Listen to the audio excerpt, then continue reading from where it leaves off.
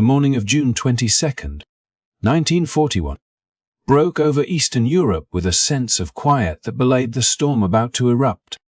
Across the vast stretches of the Soviet Union, millions of German soldiers prepared to march into history's largest military campaign. Operation Barbarossa.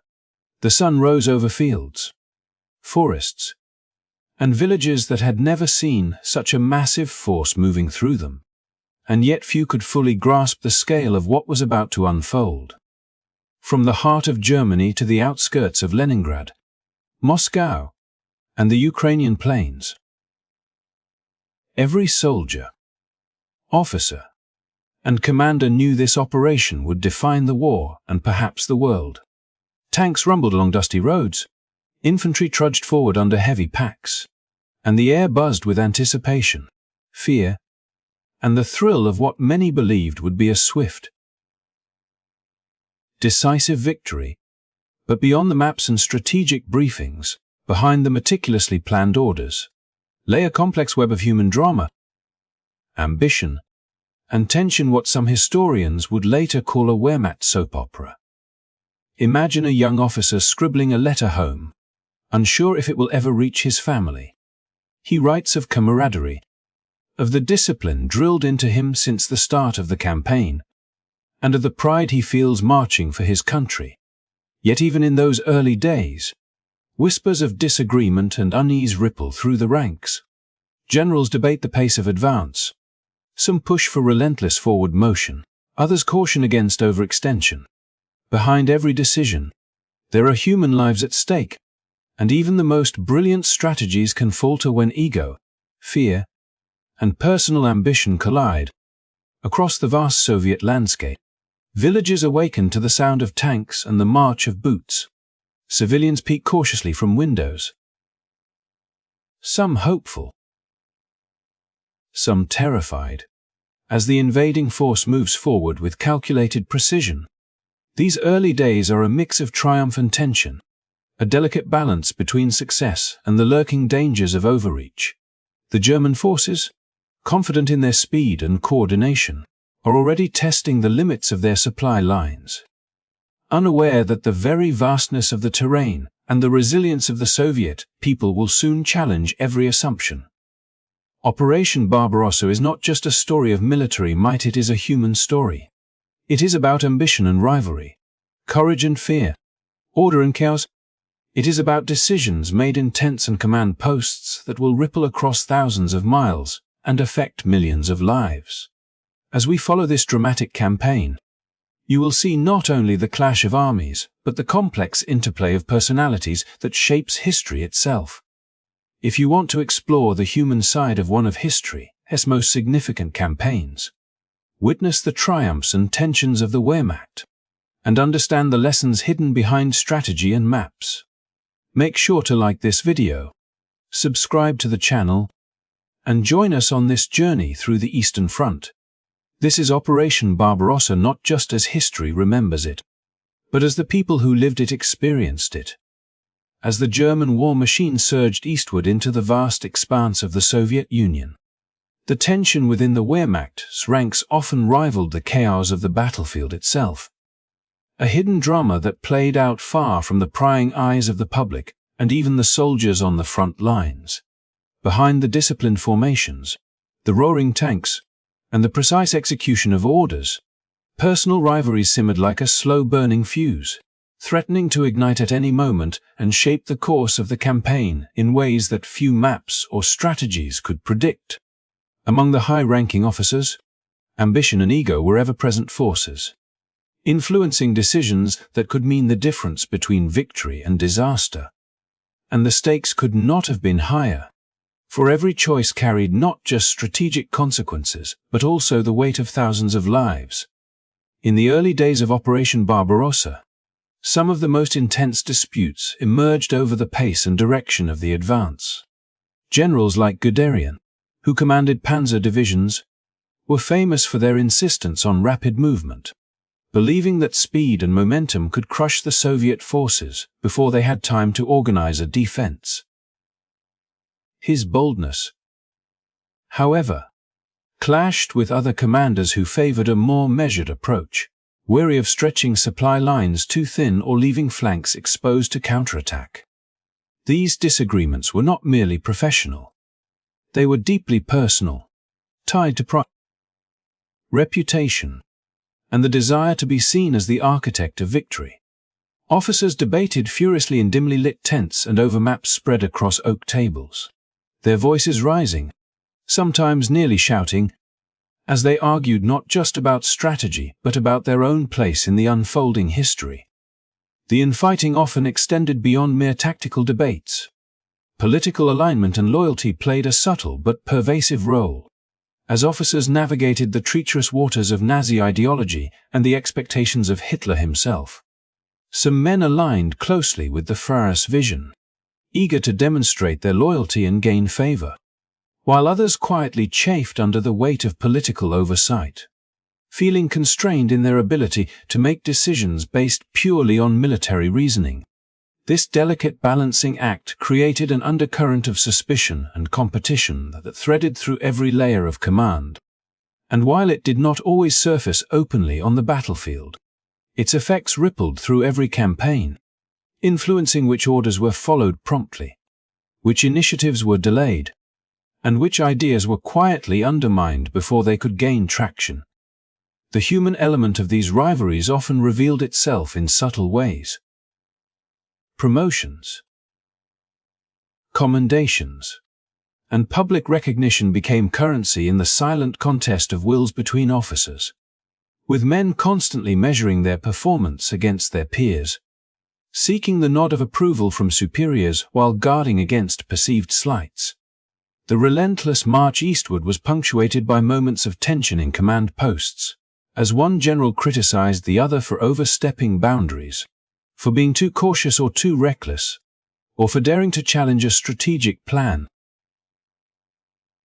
These interactions,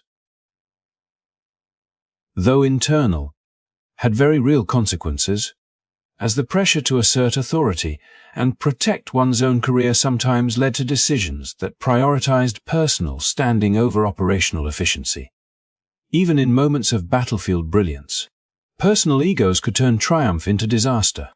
A daring maneuver by one division, intended to seize a key objective, might be delayed or rerouted because another officer, unwilling to be overshadowed, insisted on an alternative plan. The clash of personalities sometimes created delays that frustrated the most meticulous logistical preparations. And in the unforgiving landscape of the Eastern Front, delays could quickly translate into vulnerability, giving the Soviets an opportunity to regroup, counterattack, or exploit a weak flank. Letters and diaries from the period reveal officers' frustrations not only with the enemy, but with each other, capturing the stress, irritation, and occasional bitterness that simmered beneath the veneer of military discipline. Yet it was not only the generals and their immediate subordinates who were affected. These internal rivalries trickled down the chain of command, subtly influencing the experience of the soldiers at the front. Orders arriving late, conflicting instructions, or shifts in operational priorities meant that soldiers often faced uncertainty and confusion, carrying out tasks without full clarity on broader objectives. The psychological burden of fighting in an enemy territory, combined with the sense that even their leaders were divided, created an additional layer of strain that tested morale and resilience. At times, the human drama within the Wehrmacht rivaled the intensity of the battles themselves. And historians later noted that understanding these interpersonal dynamics is essential to comprehending why some campaigns succeeded and others faltered despite overwhelming resources. The complexity of these relationships also highlighted a broader truth about warfare, that history is shaped as much by human behavior and personal ambition as by strategy and logistics. In the months following June 22, 1941, the interplay of rivalry, ego, and political maneuvering influenced key decisions on the Eastern Front. From the allocation of forces to the selection of targets, from the timing of advances to the handling of occupied territories, in a sense, The Wehrmacht soap opera was playing out alongside the thunder of artillery and the rumble of tanks, a silent but potent force affecting the fate of millions. And while the soldiers on the ground might never have known the full extent of these internal struggles, the outcomes of these hidden battles within the army left a lasting imprint on the campaign, demonstrating that even in a military machine famed for discipline and efficiency, human nature could never be fully subordinated to strategy. In the end, the story of the Wehrmacht during Operation Barbarossa is as much about personalities as it is about tactics, a vivid reminder that in the theater of war, human ambition, pride, and rivalry are inseparable from the maps, the movements, and the machinery that make history, decisions made in moments of tension, arguments that flared over maps and coffee-stained reports, and the silent contests of will between officers all contributed to the unfolding drama of the Eastern Front, revealing that the pulse of history is never purely strategic, it is intensely human. By mid-July 1941, the vast expanse of the Soviet Union had begun to feel the relentless push of the German war machine, a tide of steel and discipline that seemed unstoppable in its early momentum. From the air, the countryside looked almost surreal. Long columns of tanks and trucks snaking across fields, the black dust trails of motorized divisions marking their path, and the rhythmic march of infantry advancing with a precision that reflected years of training and preparation. It was a conquest of staggering scale, the culmination of meticulous planning, audacious strategy, and, as history would later reveal, a dangerous overconfidence that ignored the realities of terrain, climate, and human endurance. The Wehrmacht had achieved victories that, on paper, seemed absolute, capturing towns and key transport hubs, cutting through the defenses that Soviet commanders had hastily thrown together, and pressing forward with a confidence fueled as much by ideology as by tactical brilliance. Yet beneath the triumph of rapid advancement lay the fragile thread of human experience, stretching taut across miles of front lines.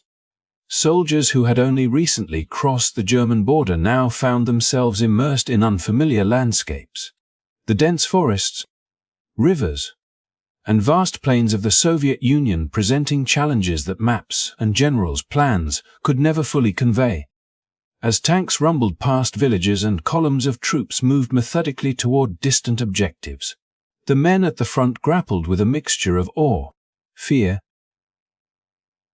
and exhaustion. Letters written home during these weeks reveal a duality of sentiment: pride in their accomplishments and an acute awareness of the tenuousness of their position. Each captured town was a momentary victory, yet the further east they pressed, the more isolated units became, the more precarious their supply lines, and the more evident the limits of their operational reach. The German commanders, for all their discipline and planning, were already encountering the subtle cracks in their strategy. While Hitler's directives demanded speed and decisive action, the realities on the ground forced officers to make difficult decisions, balancing the need to press forward with the caution required to avoid overextension. The ambitious drive to seize key cities and strategic locations often collided with logistical constraints, as trucks carrying fuel, ammunition, and provisions struggled over poorly maintained roads or bogged down in the sudden rain that turned the open plains into quagmires. Every delay, every detour, was felt keenly, a reminder that even the most confident army was bound by the limits of terrain, climate, and human endurance. As the Wehrmacht carved its path deeper into Soviet territory, the human dimension of the invasion became increasingly vivid.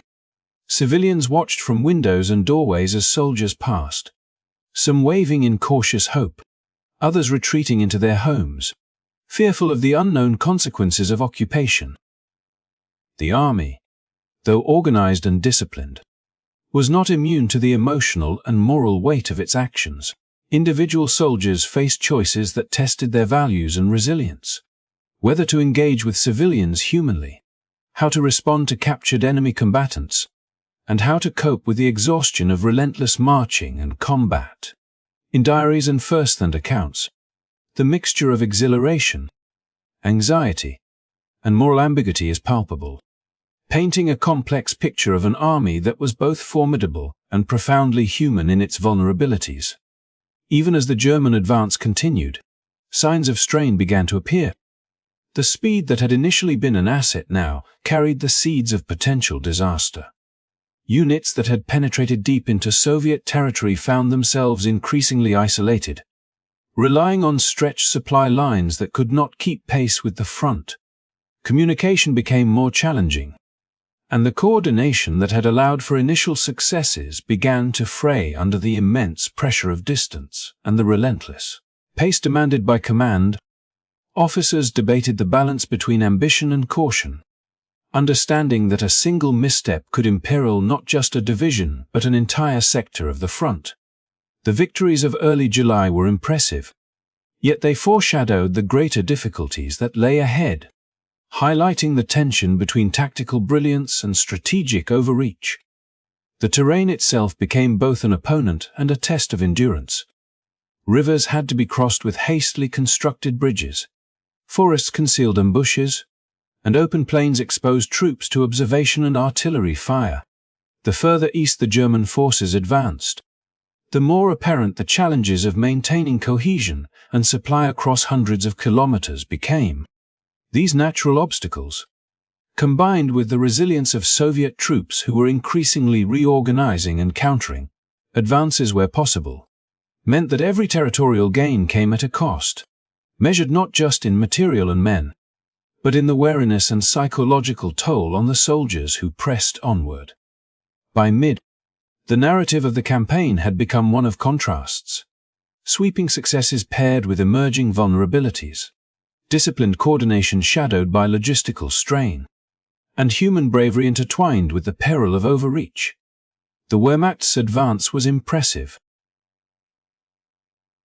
undeniably formidable, and historically significant, yet it was also a story of fragile triumphs, of tension and uncertainty, and of the unpredictable consequences that arise when ambition meets the vast, untamed realities of a country as immense and resilient as the Soviet Union.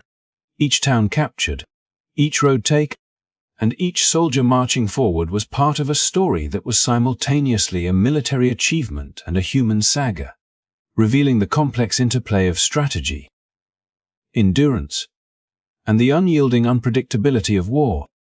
In this early phase of Operation Barbarossa, the successes were undeniable, yet every advance carried a whisper of warning, a reminder that in the theater of war, speed and force are only part of the equation, and that the deeper one moves into enemy territory, the more the limits of planning, logistics, and human endurance are tested. The landscape of the Eastern Front was vast and unforgiving.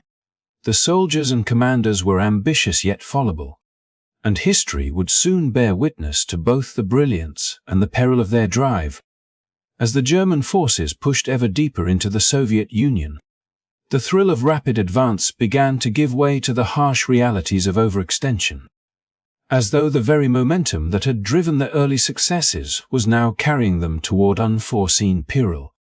Roads once navigable became treacherous tracks of mud and dust, stretching endlessly across plains and forests, while rivers, swollen from recent rains, challenged engineers to construct bridges under the pressure of time and enemy observation.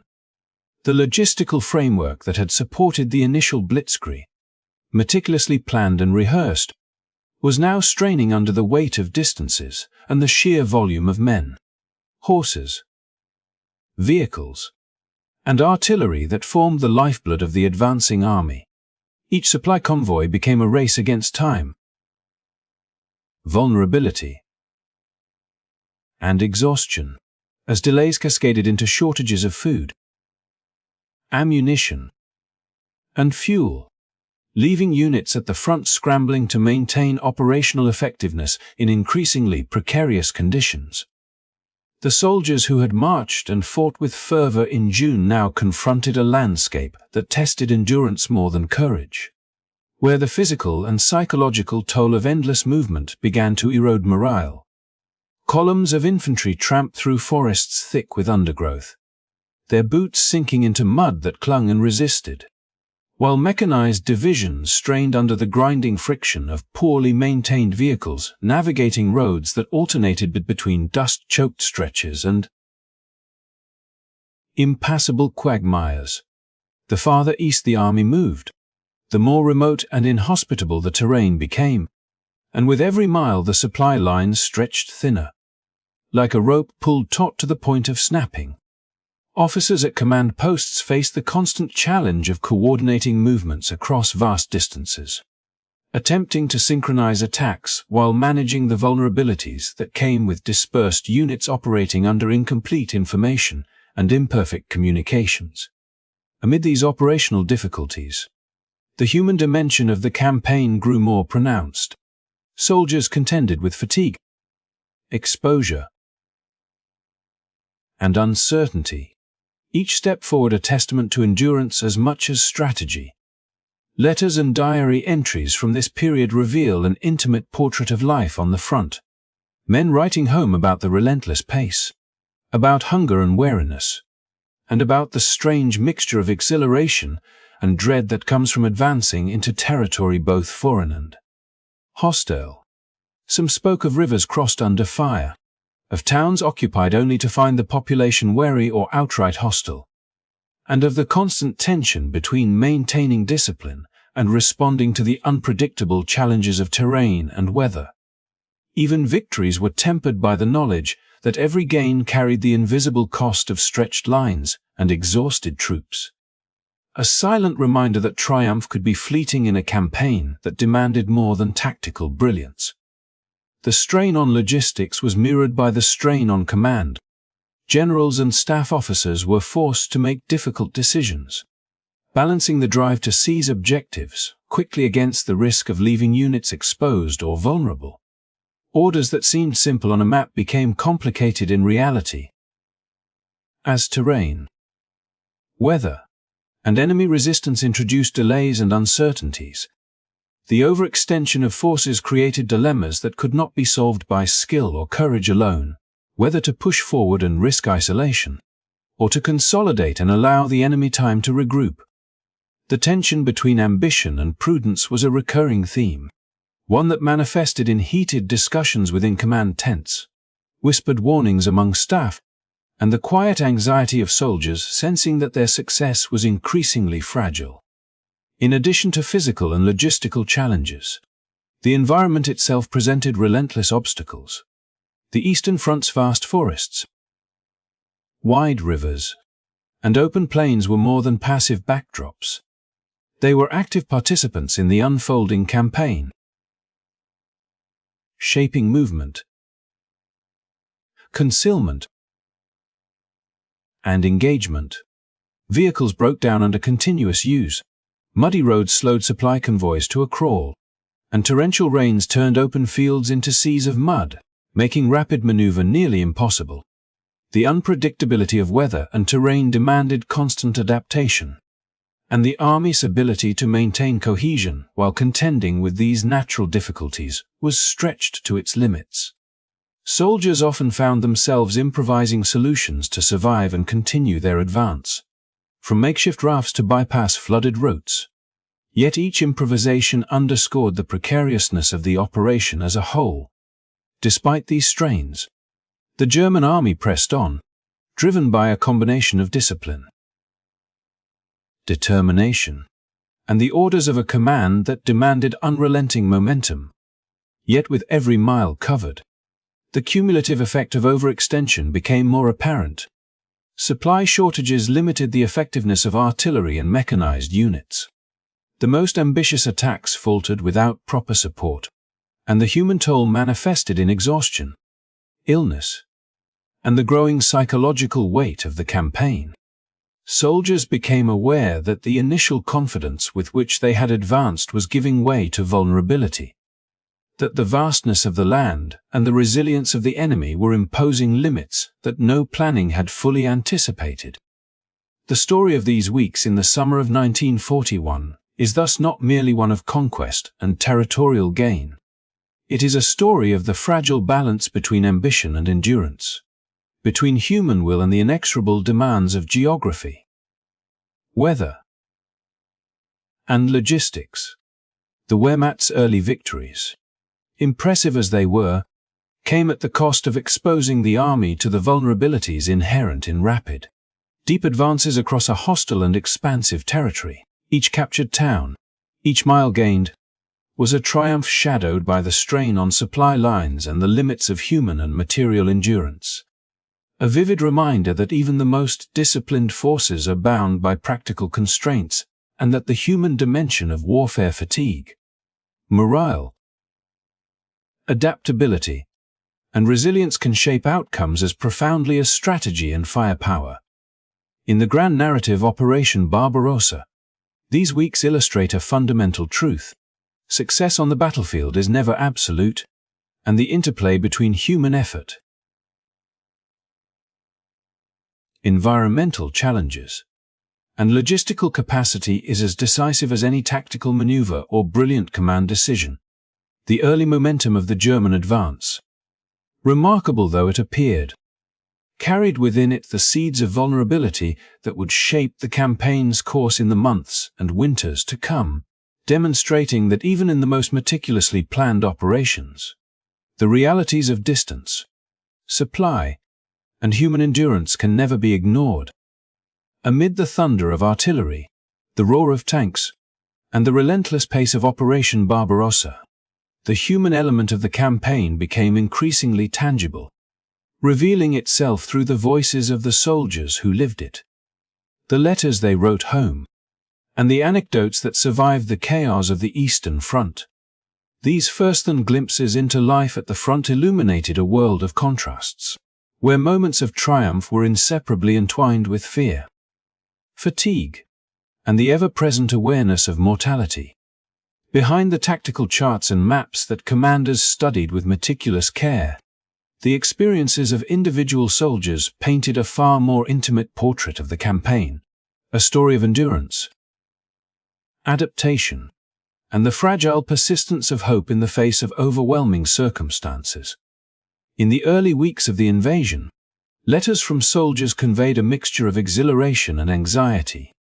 Many described the awe-inspiring scale of the advance, the way columns of tanks and infantry seemed to stretch endlessly across the plains, and the exhilaration of participating in a campaign they believed would be decisive. Yet these same letters also betrayed the psychological weight of their actions, the exhaustion from long marches under heavy packs, the constant vigilance required in hostile territory, and the ever-present fear of ambush or counterattack. Soldiers wrote of nights spent in mud-soaked trenches, of hasty meals that barely sustained them, and of the discomfort of sleeping in open fields or abandoned villages, often under the indifferent gaze of the summer sun or the chilling onset of cold nights. Each account carried a blend of pride and apprehension, reflecting both personal courage and the unspoken strain of being part of a colossal, unrelenting machine. Anecdotes from the front further illuminate the complex psychological landscape of the campaign. One young infantryman recounted the surreal experience of entering a town only to find it abandoned. Windows shuttered, streets eerily silent except for the occasional sound of distant artillery, leaving soldiers to grapple with a mix of relief, unease, and curiosity. Another described the fleeting camaraderie that arose when a group of exhausted men discovered a shared source of water or a makeshift shelter, moments of human connection that contrasted sharply with the impersonality of war and the massive scale of the operation. Such vignettes reveal not only the physical challenges but also the moral and emotional dimensions of the campaign, as soldiers confronted the consequences of their presence in territories already scarred by fear and uncertainty. Morale, a fragile yet crucial component of military effectiveness, ebbed and flowed in response to both victories and hardships. Early successes bolstered confidence, and there was pride in the speed and efficiency of the advance, in the ability to execute complex maneuvers over vast distances. But these triumphs were always tempered by the stark realities of war, the exhaustion of long marches, the unpredictability of terrain, and the sporadic but intense resistance from Soviet units. Soldiers' letters often oscillated between enthusiasm for perceived progress and candid reflections on fear, homesickness, and doubt, illustrating how morale was a constantly shifting balance influenced by both external conditions and internal perception. The interplay of hope and apprehension shaped every decision, every step forward, and every interaction with the world beyond the immediate battlefield. The personal impact of the campaign extended beyond the immediate dangers of combat.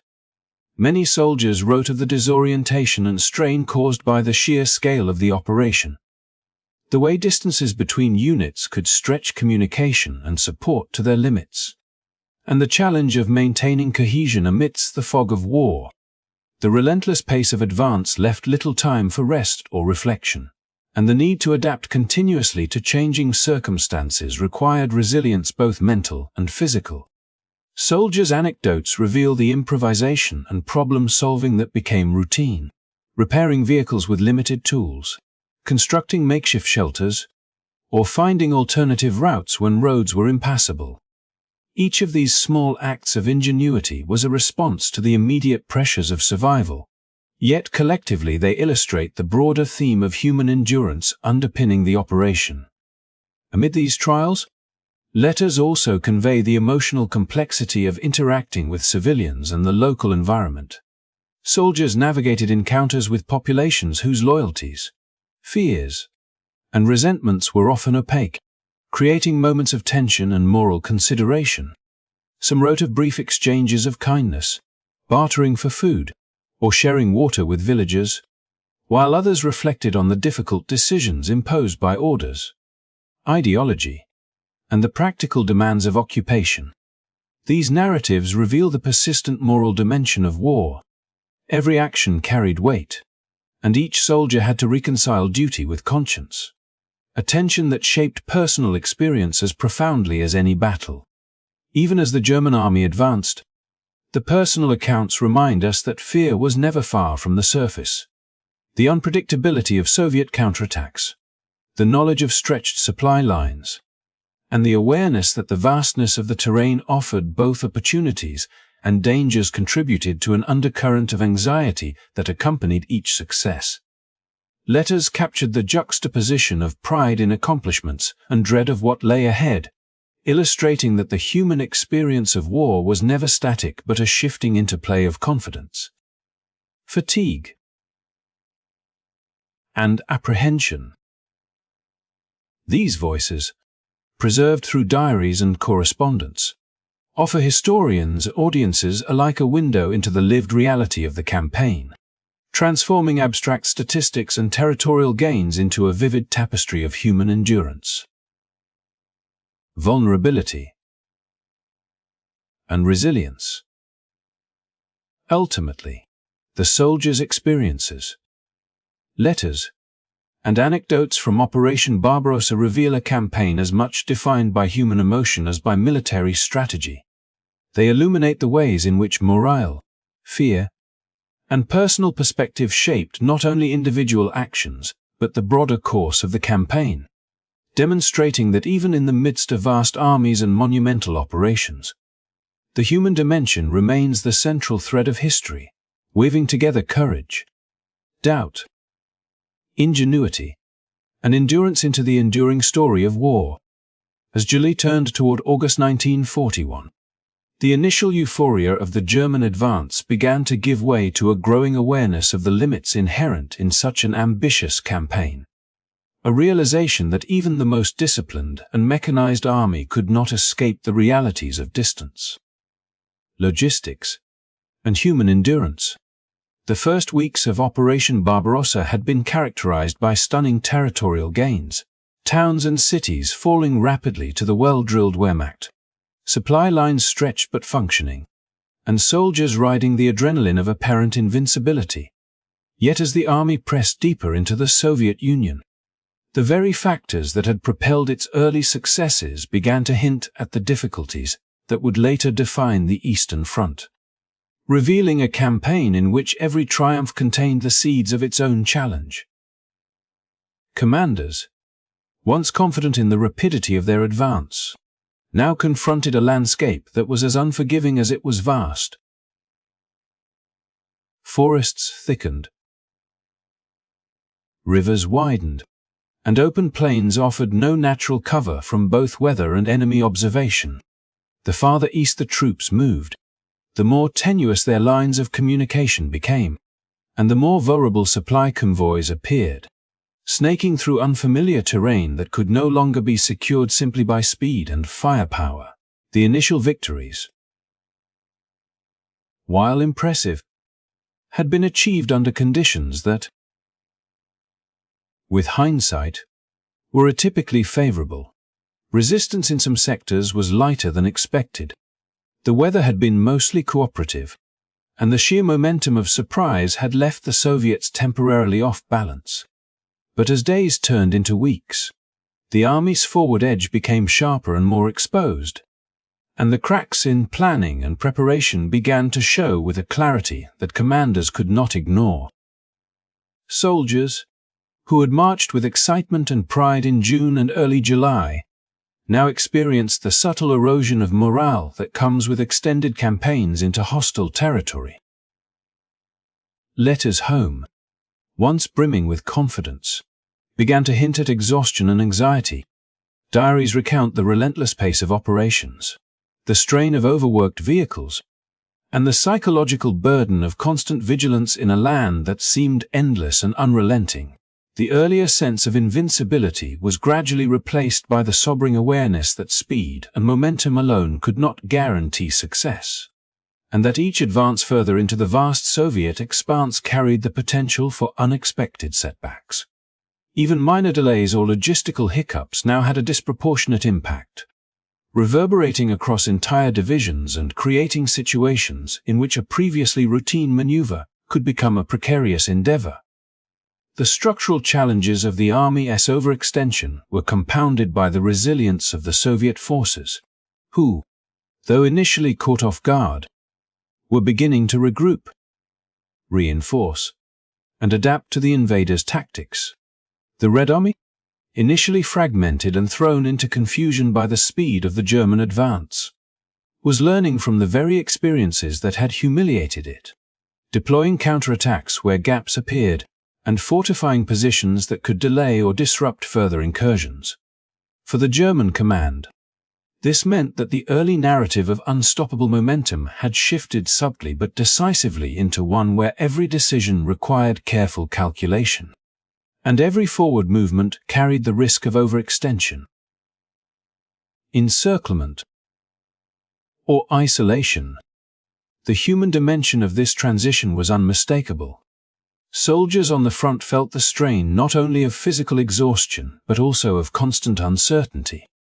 Marches that had once been thrilling tests of endurance were now grueling treks through unfamiliar territory, with shortages of food and fuel creating anxiety and tension.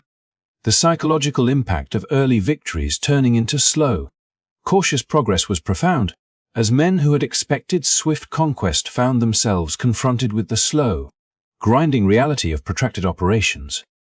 Anecdotes from the period highlight moments of frustration, where units had to wait for supplies to arrive, or where a division's advance was halted by an unexpected obstacle, underscoring how even minor disruptions could ripple through the operational tempo of the army.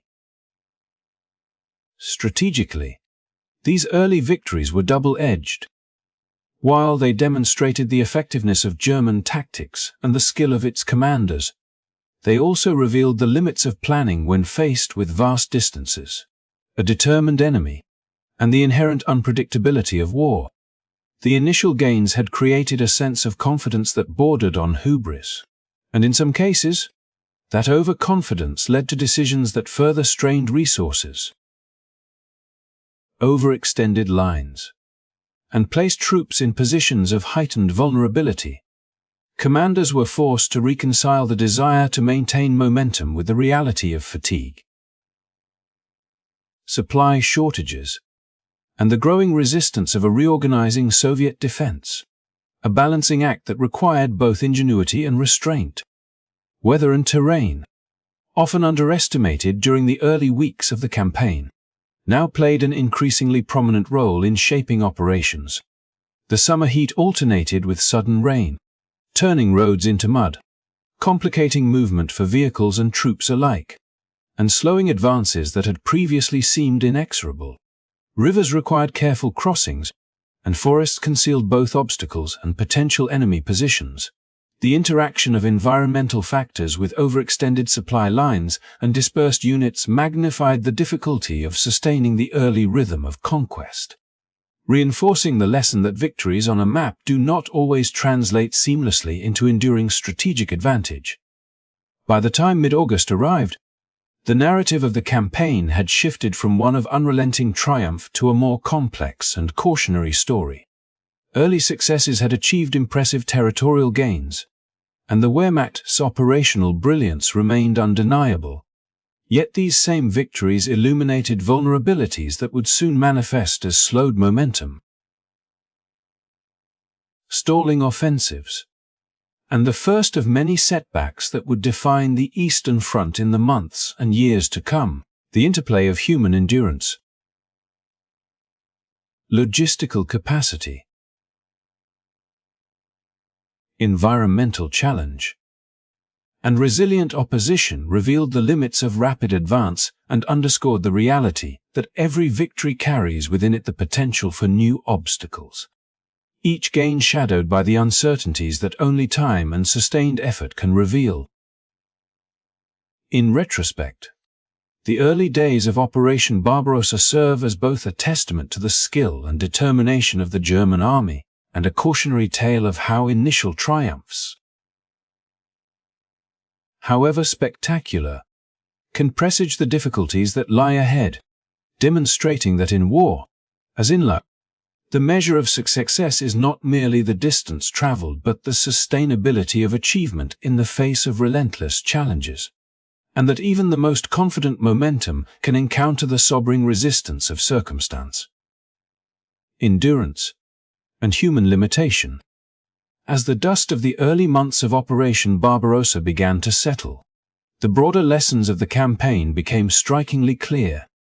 What had started as a dazzling display of military prowess, a meticulously planned invasion, executed with unprecedented speed and coordination, was not immune to the fundamental realities of human ambition, internal conflict, and the unpredictable nature of life on the battlefield. The German advance into the Soviet Union, for all its initial brilliance, ultimately underscored that no amount of planning, training, or technology can entirely overcome the human, logistical, and environmental factors that define the course of large-scale operations. The successes, the setbacks, the small acts of bravery, and the profound mistakes all combined to create a vivid story of how human decisions and personalities can shape the fate of nations. Ambition was a driving force throughout the campaign, evident not only in the directives issued from high command, but also in the minds and actions of the officers and soldiers who carried out those orders. The drive to achieve rapid victory, to push further and faster than anyone had before, propelled the Wehrmacht across hundreds of miles of challenging terrain. It was ambition that spurred daring maneuvers, inspired innovative solutions to logistical challenges, and sustained morale during the grueling march through forests, rivers, and open plains.